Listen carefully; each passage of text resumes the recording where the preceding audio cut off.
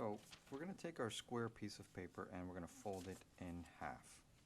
It needs to be square to get a 1 to 2 proportioned rectangle.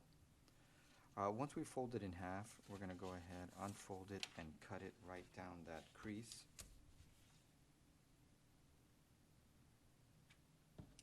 And for every square piece of origami paper that you cut down in half, you create 2 units.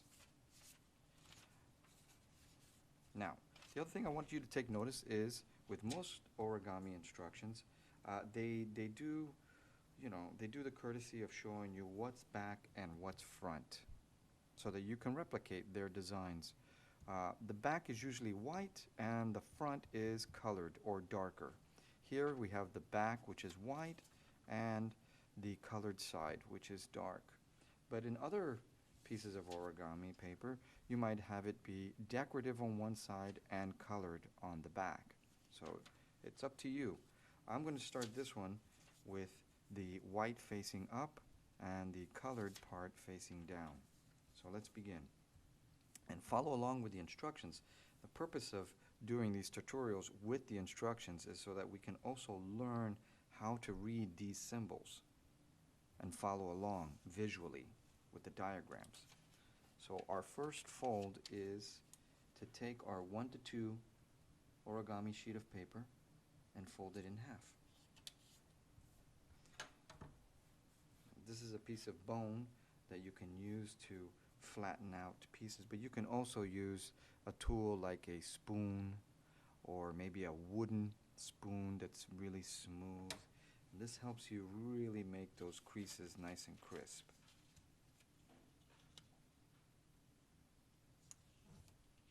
I'm now folding half of half right in here.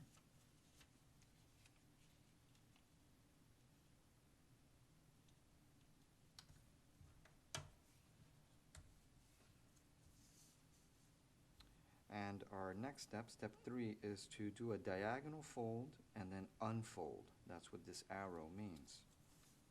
Be careful, when you're folding it diagonally, be sure that these pieces stay in place, especially right here, this piece right there.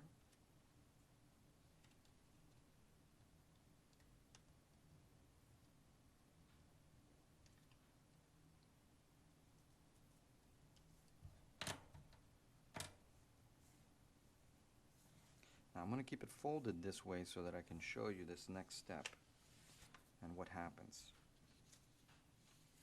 Between this step and the next step, when we open it right here, a lot of times what's going to happen is that these 2 little folds will stay down like this. If they don't stay down, the instructions are to open them up and keep them this way. So now we look very similar to the drawing, which is a checkered look. We're going to take the side that does not have the flap, this triangle piece that does not have the flap, and bisect it. And we're going to do that with matching, we're going to do that by matching this edge with this edge right here.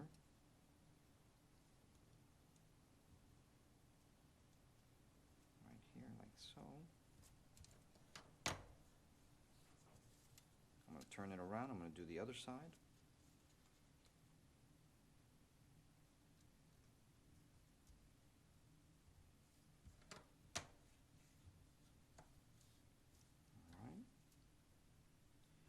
Now for step 6, the instructions are to open this, open it up, and to open it here, but keep the flaps down, just like this. Don't open it. Keep them folded so that when we open it, our paper looks very much like this diagram. And that's what you want to do. You want to keep the same orientation. You don't want to be turning it around too much, and you want to mimic the diagrams. Our next fold is tricky. There's no easier way to do it than to just simply try doing the 2 points first and then matching, but you're basically creating a crease between this point and this point, and it creates like an isosceles triangle. So I like to kind of first you know, press down on one end and then kind of roll it and, you know, convince it to do what I want it to do. And it should look like that, and it will overlap this crease a little bit, as you can see. If I open it up, you can see that there's that triangle right there, which is the same as the drawing. Let's do the other side.